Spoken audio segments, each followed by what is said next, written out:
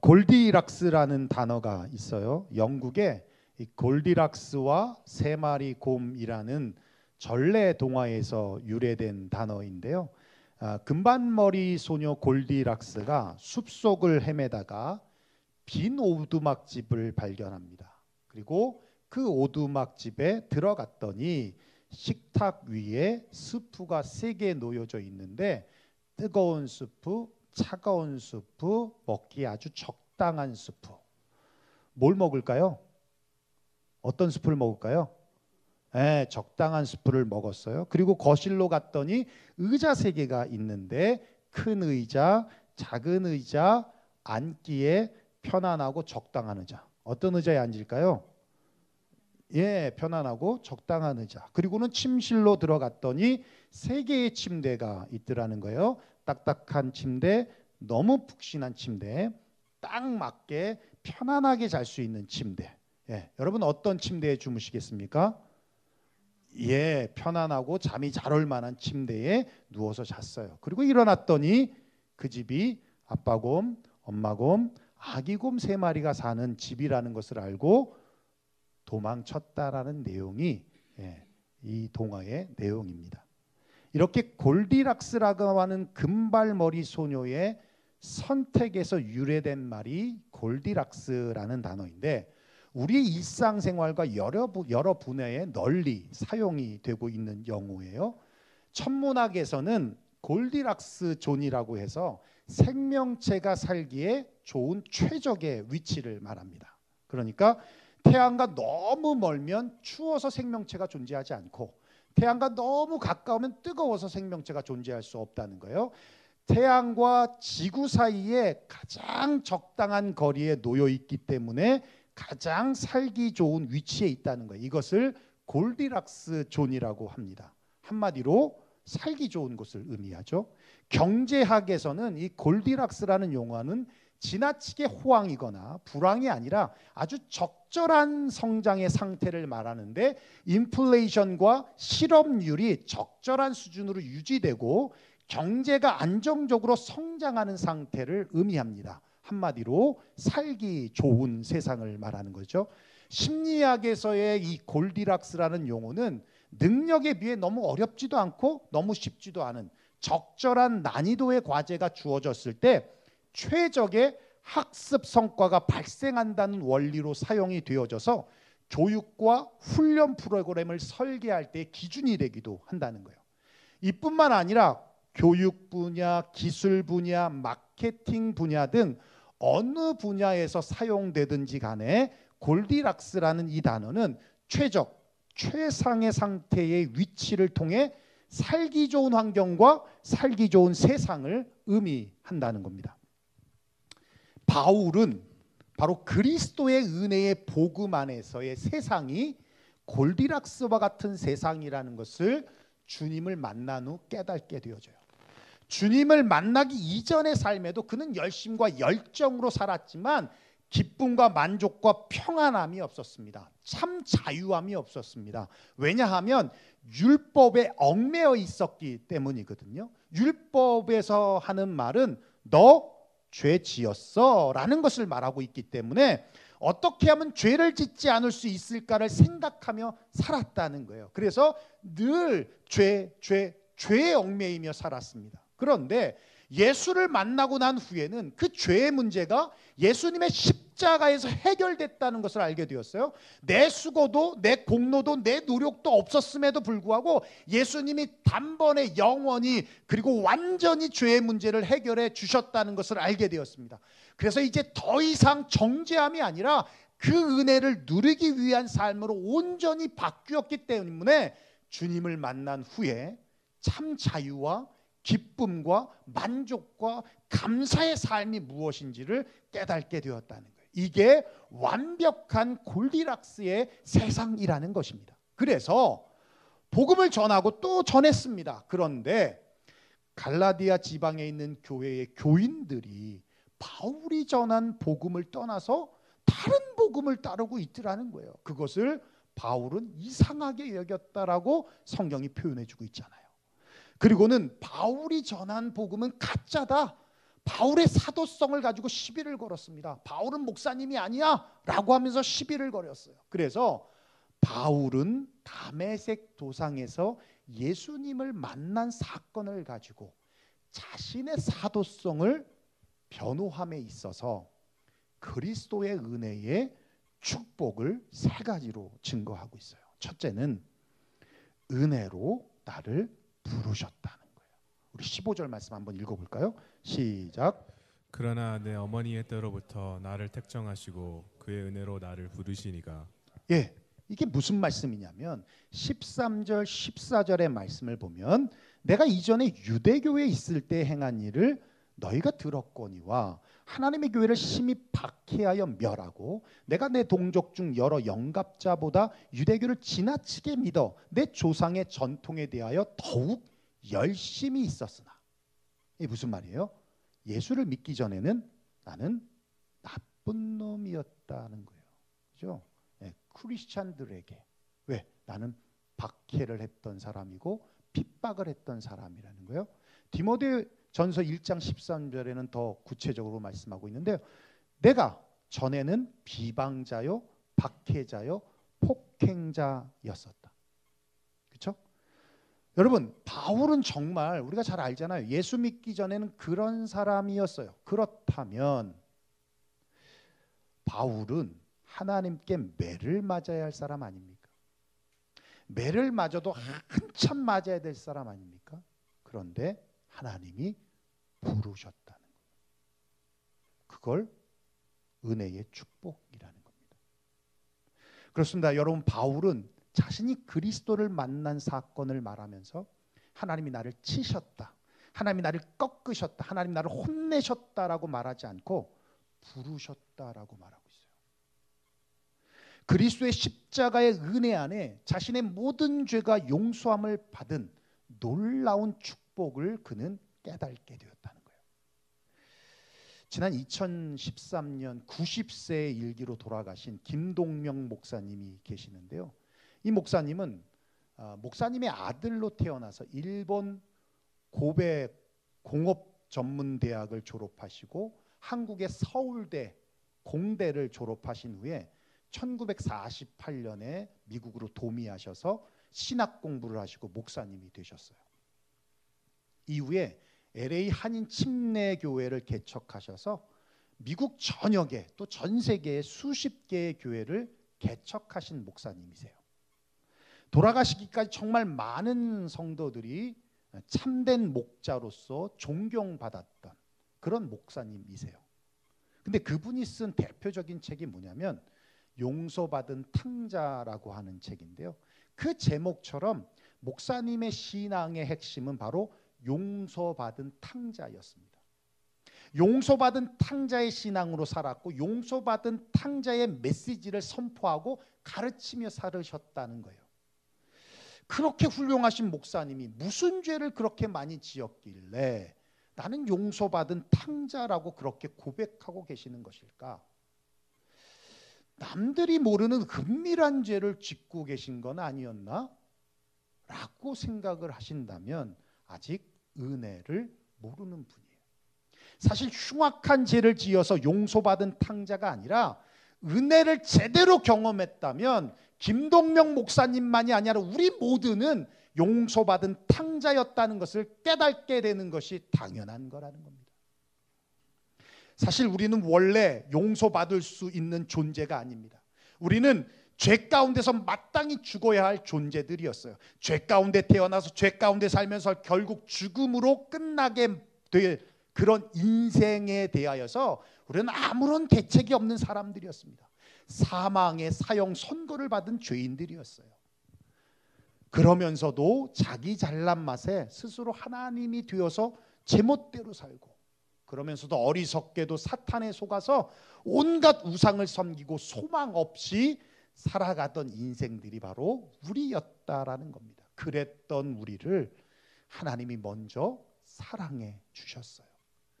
이런 우리를 택하시고 찾아오시는데 바울의 고백과도 같이 내 어머니의 태로부터 나를 택정하시고 그의 은혜로 나를 부르셨다. 그 십자가의 사랑으로 용서하시고 그 십자가 대속의 역사로 구원해 주셨다라는 겁니다. 이것이 바로 바울이 깨달은 은혜이고 우리가 받은 바로 축복이라는 거예요. 이 용서의 은혜가 있어야 하는 겁니다.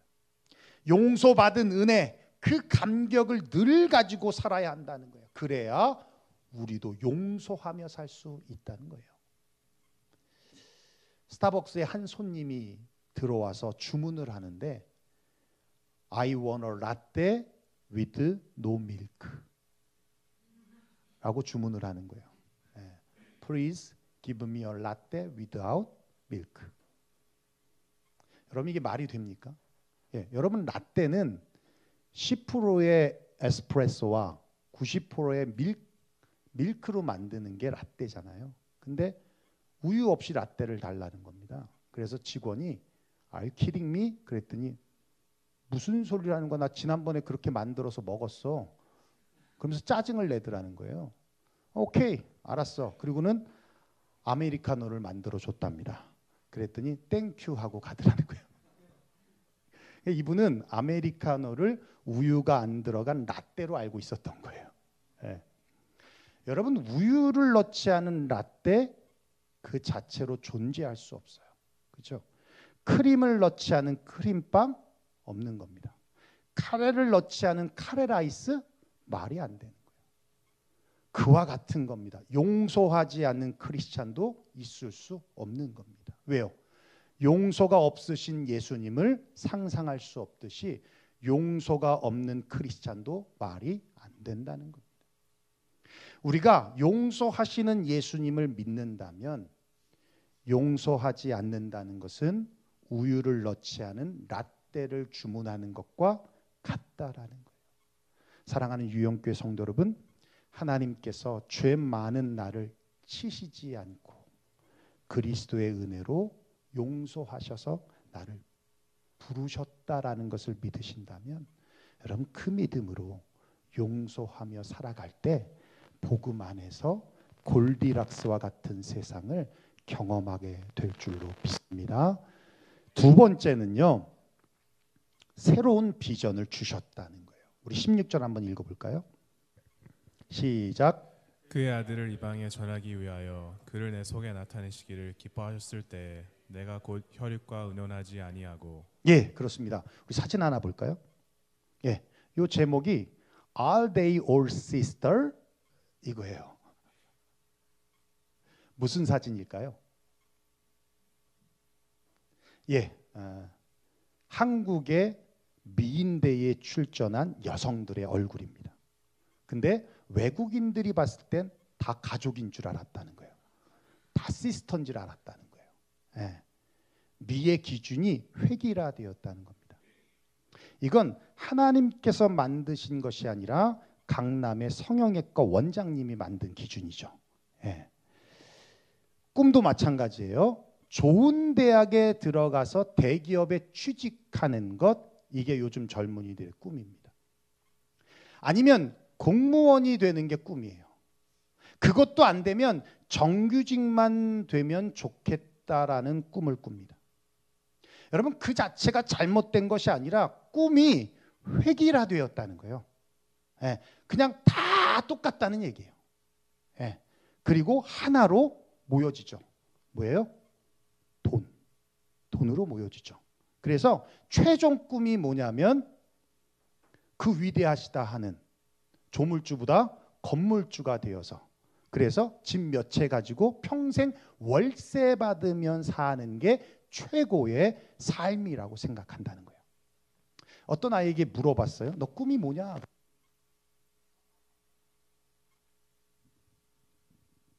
헬로?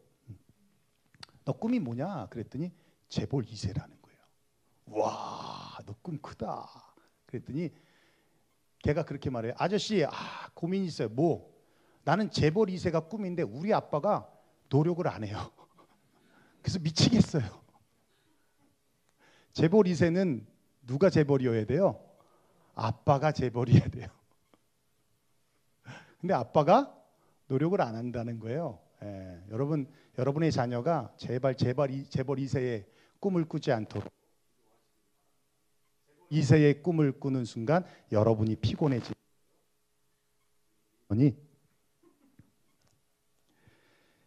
모르겠습니다. 요즘 아이들에게 야망은 있을지 몰라도 비전이 없습니다. 여러분, 야망과 비전은 분명히 다르죠. 야망은 자신에게 나오고 자기중심적이고 자기 동기를 스스로 부여합니다. 그래서 결과적으로 자기의 영광을 최종 목적으로 갖는 거예요. 또 야망은 욕망의 산물이죠. 그래서 무엇인가 되고 싶고 가지고 싶고 이루고 싶은 욕망이 싹이 나서 자란 것이 바로 야망입니다. 그래서 야망을 가진 사람들은요, 야망을 이루는 과정보다 목표 자체가 중요하기 때문에 야망을 가진 사람 옆에서 함께 일하면 항상 상처를 받아요. 고통스럽죠. 여러분 잘 아셔야 돼요. 저도 야망이 있으면 저는 큰 교회 갔을 겁니다. 안 불러서 안 가는 게 아니에요. 진짜 안 믿네. 나는 여러분들이 야망을 갖고 있지 않기 때문에 이 자리에 있다고 믿고 있다니까요. 여러분도 큰 교회에서 스카우트 제이 많이 오셨죠? 그렇죠? 많이 왔단 말이에요. 뭐 필그림 성교회 초대교회에서 자꾸 스카우트 하잖아요. 담임 목사님 직접 안 해. 교인시켜서 하지. 저도 많은 스카우트 제의를 받았어요. 근데 저는 그 야망이 없어요. 그냥 내 비전이 있기 때문에 우리 유영교회에서 함께 비전을 이루는 거야. 여러분도 지금 비전 때문에 남아 계시죠? 그죠? 윌이 제일 박수 치면서 하네. 그래요. 윌은 내 말을 알아듣고 있니?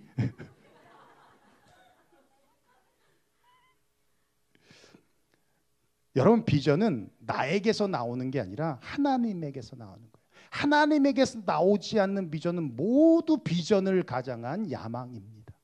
비전은 하나님에게서 나오고 하나님 중심적이고 하나님이 동기부여하시고 하나님의 영광을 최종 목적으로 하는 거예요. 그러면 인간은 뭐 하느냐? 품는 겁니다. 그냥 품는 거예요. 비전을 품으면 비전이 사람을 만드는 거예요. 아름다운 비전을 품으면 아름다운 사람이 되고, 큰 비전을 품으면 큰 사람이 되고, 훌륭한 비전을 품으면 훌륭한 사람이 되는 겁니다. 그러면 그 비전을 통해서 하나님이 영광을 받으시는 거예요. 20대를 변화시킨 30일 플랜이라는 책에 보면 하버드 대학교 심리학 연구소에서 65세 이상 된 정년 퇴직자들의 경제 현황을 조사한 결과가 아주 흥미롭게 발표가 됐는데요. 피라미드 구조의 형태로 되어 있다는 건데요. 33%, 10%, 60%, 27%. 3%는 최고의 부를 누리고 있고 10%는 퇴직 전과 별 차이 없이 경제력을 가지고 있고 60%는 간신히 생활을 유지하고 27%는 자선단체의 도움을 받으며 살고 있더라는 겁니다. 왜 그런 차이가 났을까라고 조사해 봤더니 그들 사이에는 다음과 같은 차이가 있었어요. 3%는 젊었을 때부터 목표가 뚜렷했어요. 그래서 그걸 적고 되새기면서 보고 이런 습관이 있었다는 거예요. 10%는 목표는 있었어요. 그러나 그것을 글로 적거나 수치로 만들거나 또 꺼내서 읽는 습관은 없었다는 겁니다. 60%는 목표가 수시로 바뀌었어요. 그리고 27%는 목표 자체가 없는 사람들이었다는 겁니다. 그러니까 목표의 선명도의 차이였다라는 것을 알게 돼요. 여러분, 이렇게 목표가 있고 없고의 차이가 인생을 좌우하듯이 비전이 있고 없고의 차이 또한 인생을 좌우하는 겁니다. 평범한 삶, 비범한 삶은 출신 성분의 차이나 지위 고하의 차이나 유무식의 차이가 아니라 비전이 있고 비전이 없고의 차이예요. 여러분, 비전이 분명하면 분명할수록 인생은 명확해집니다. 비전이 구체적일수록 삶은 선명해지는 거예요. 비전을 꿈꿀 수 있다는 것은 행복한 것이고 비전을 이룰 수 있다는 것은 전적인 하나님의 축복입니다.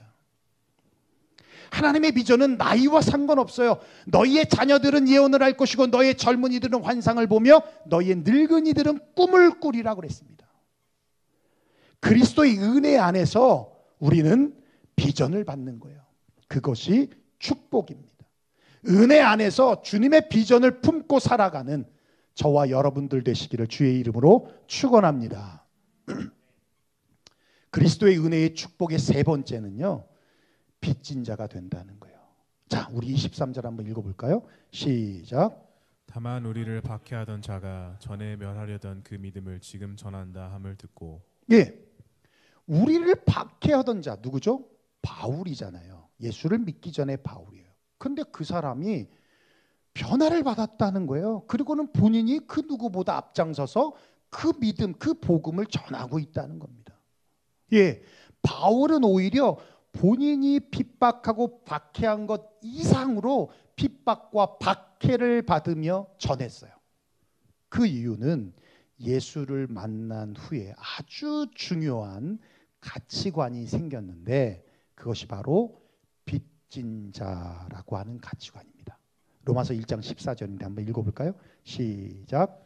헬라인이나 야만인이나 지혜 있는 자나 어리석은 자에게 다 내가 빚진 자라. 예, 헬라인이 아니면 모두 야만인이에요. 지혜가 있는 자가 아니면 모두 어리석은 자입니다. 바울은 어떤 특정 대상에게 빚진 것이 아니라 전 세계의 모두에게 빚진 자라고 고백하고 있는 거예요. 왜냐하면 자기가 이방인의 부름을 받았다는 겁니다. 포획자고 회방자고 핍박자였던 자신이 구원을 받을 수 있었던 것은 복음을 전할 이방인이 있었기 때문에. 만약 이방인이 없었다면, 더 이상 복음을 전할 사람이나 대상이 없었다면 하나님이 자신을 부르지 않았다는 거예요. 이방인이 있어서 자신을 구원하시고 또 자신이 그 이방인들에게 보내져서 복음을 전할 수 있는 기회를 주셨으니 감사할 따름이라는 거예요. 그래서 모든 사람에게, 모든 이방인에게 자신이 빚진 자라고 고백하는 겁니다. 쉽게 설명하면 이거예요. 목사가 왜 존재하죠? 성도님들이 계시니까 존재하는 거예요. 선장이 왜 존재합니까? 탑승객이 있으니까 존재하는 거예요. 교사가 왜 존재해요? 학생이 있으니까 존재하는 겁니다. 우리 지금 선생님들이 주일학교 아이들을 가르치지만 우리 교회 주일학교 아이들이 없으면 교사도 필요 없는 거예요. 부모가 왜 존재해요? 자녀가 있으니까 존재하는 거예요. 이방인의 사도가 왜 존재합니까? 이방인이 있으니까 존재하는 거예요. 목사가 된 것에 감사한다면 성도에게 빚진 겁니다. 목사가 된 것에 감사가 없다면 그것이 싹군이고 직업인 거예요. 선장이 된 것에 감사한다면 승객에게 빚진 것입니다.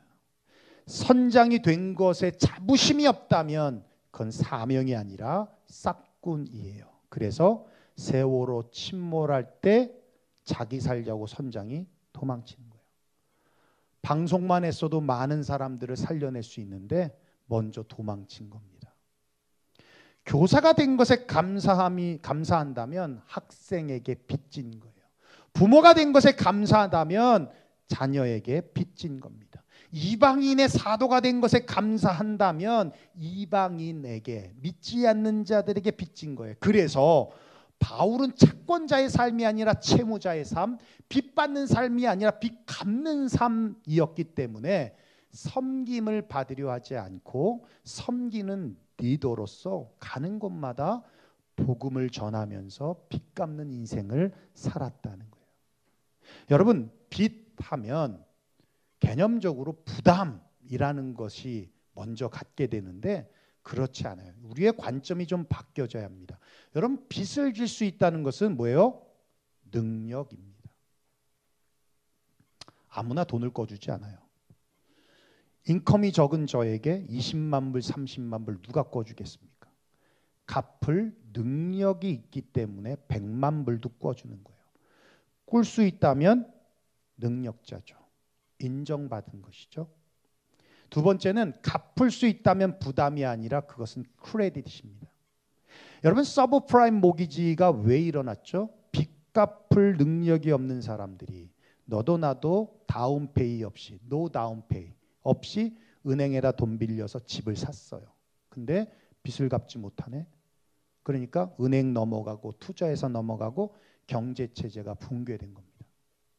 그러니까 빚이 부담이 된다는 거예요. 그런데 갚을 능력이 있으면 빚이 부담이 아니라 빚은 크레딧이 되죠.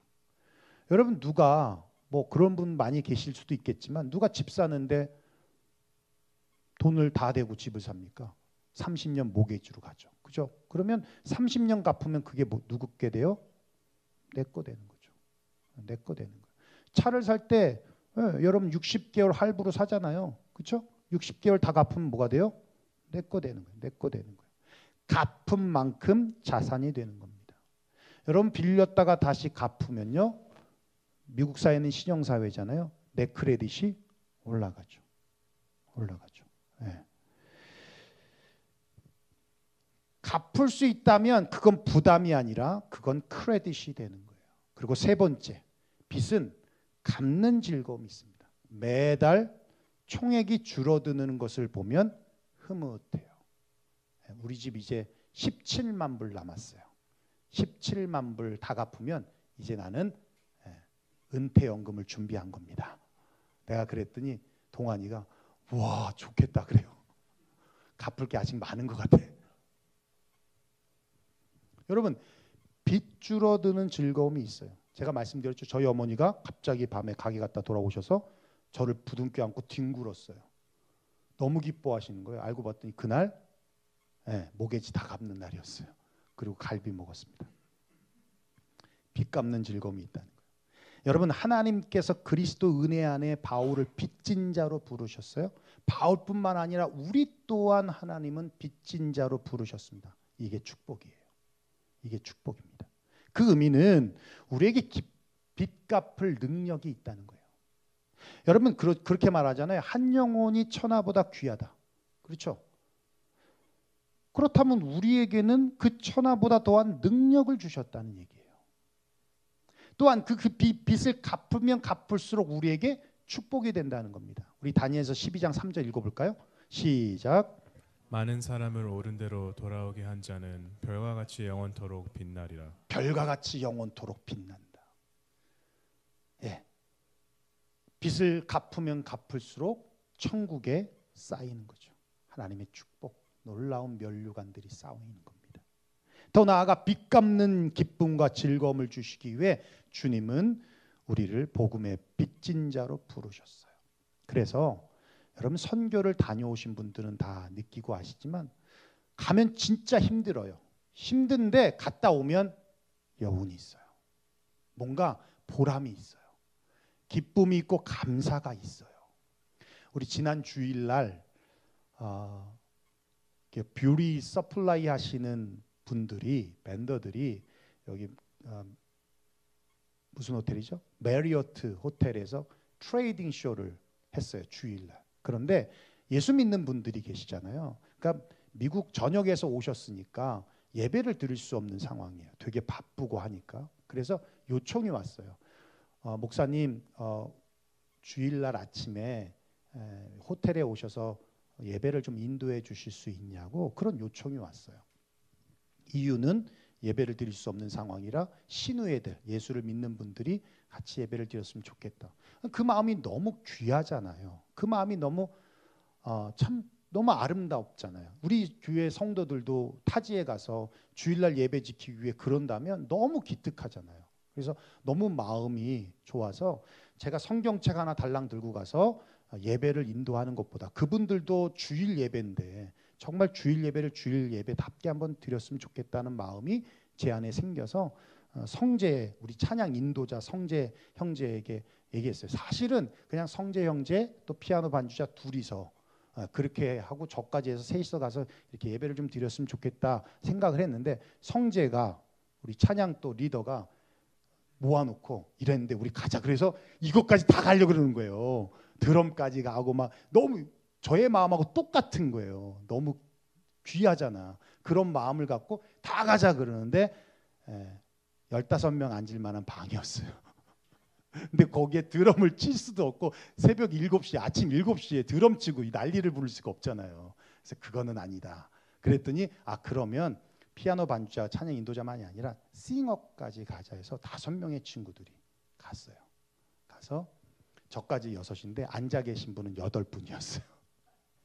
근데 그분들이 엄청 은혜를 받은 거예요. 저한테 전화가 몇 통이 왔어요. 말씀에 은혜 받았다는 얘기가 아니라 그 아침에 찬양팀이 와서 이렇게 함께 섬겨줬다는 게 너무 은혜가 됐다는 거예요. 너무 은혜가 됐다는 거예요. 근데 그분들만 은혜가 된 게 아니라 우리 찬양팀들도 은혜가 됐어요. 그렇죠? 갔다 왔는데 이 친구들이 너무 보람된 거예요. 그죠? 얼굴 보면 알아. 너무 보람되고 피곤한데 너무 보람되고 벅차오는 거. 너무 좋다는, 너무 좋았다는 거예요. 근데 또 좋았던 게 있어요. 갔더니 또 사례까지 주셨어요. 저는 나가면 사례 안 받아요. 우리 오시는 분들은 사례를 드려요. 근데 저는 나가면 사례를 안 받아요. 근데 제가 그랬어요. 저를 컨택하신 분한테 전 사례 안 받습니다. 그랬더니 이건 협회에서 준비한 거니까 그분들이 주고 안 주고 그럴 수가 없는 거라고, 그냥 받으시면 된다고. 근데 이제 우리 찬양팀이 왔으니까 그러면 니네 회식해라. 그리고 찬양팀에게 줬어요. 그랬더니 찬양팀 것까지 나온 거야. 그래서 내가 물어봤지. 야, 얼마나 하냐? 그랬더니 저는 보지도 않았거든요. 그랬더니 가득이가 받았어요. 그랬더니 저는 300이 나왔답니다. 이야. 그리고 찬양팀은 100불, 50불에서 150불이 나왔다. 그래서 찬양팀에서 무선 마이크 하나 사고 싶었는데 무선 마이크가 400불이었던 거예요. 그래서 샀죠. 샀는데 문제가 생긴 거예요. 그러니까 뭔가 새로워지면 이렇게 삐그덕 나는 거예요. 뭔가 바뀌면. 근데 더 좋아지려고 그러는 거야. 그죠? 더 좋아. 아이 때려쳐. 그리고 다시 리턴하면 안 되는 거야. 다 이렇게 다 더 좋아지려고 이렇게 때를 쓰는 거예요. 그리고 회식은 또 회식대로 하자. 그래서 이제 회식할 때 나 빼지 말라고 그랬는데 기쁨이 있어요. 여러분 복음 전한 분들은 아시겠지만 빚 갚는 데 기쁨이 있어요. 전도하면 기쁨이 있어요. 보람이 있습니다. 감사도 있어요. 빚진 자로 사는 것이 축복인 줄 믿으시기를 바랍니다. 여러분 그렇게 그리스도 은혜 안에 축복이 있어요. 전에는 포악자고 회방자고 핍박자였던 우리를 치시지 않고 부르신 것이 축복이에요. 부르심에 그치지 않고 우리에게 비전을 주셔서 품게 하시고 비전의 사람으로 살게 하신 것이 축복입니다. 이제는 복음의 빚진 자로 살게 하신 것이 축복이라는 거예요. 여러분 그렇습니다. 그리스도 은혜 안에 있는 것, 그것이 바로 골디락스 존인 것이고 그리스도의 은혜의 축복으로 살아가는 것이 바로 골디락스의 세상이 사는 것입니다. 이번 한 주간도 그리스도의 은혜의 축복으로 배럴 투게더 하는 저와 여러분 되시기를 주의 이름으로 축원합니다. 기도하겠습니다. 오늘 말씀 들은 대로 우리 함께 기도했으면 좋겠습니다. 그리스도의 은혜 안에 있다는 것이 얼마나 큰 축복인지. 그럼에도 불구하고 우리가 때로는 잊거나 습관에 젖었거나 또 그 사실을 까먹거나 그래서 그 은혜를 잊고 살 때가 얼마나 많은지 모릅니다. 우리 갈라디아서를 다시 함께 나누면서 정말 그리스도의 은혜의 복음이 내 삶에 어떤 영향을 미치고 있는지를 우리가 더 구체적으로 좀 함께 나누며 또 배워나가고 그리고 우리 삶 속에 또 구체적으로 드러나고 나타났으면 좋겠습니다. 바울만이 포획자였을까요? 그렇지 않습니다. 예수 믿기 전에 우리의 모습도 바울과 다르지 않아요. 죄를 많이 짓던 죄를 하나 짓던 모두 다 죄인인 것입니다. 그렇다면 우리 누구든 간에 우리는 맞아도 싼 사람들이었지만 주님이 치시지 아니하시고 꺾지 아니하시고 우리를 부르셨어요. 부르심에 그치지 않고 주님은 우리에게 비전을 주셨습니다. 그리고 복음의 빚진 자로, 빚 갚는 즐거움으로, 빚 갚는 능력을 주셔서 이 땅을 살아가게 하셨어요. 그 축복을 우리 다시 한번 깊이 우리 심령 속에 새기면서 이번 한 주간 그렇게 배럴 투게더하며 살겠다라고 우리 시간 함께 기도했으면 좋겠습니다. 같이 통성으로 기도하겠습니다. 고마우신 우리 아버지 하나님, 감사와 영광을 하나님 앞에 올려드립니다.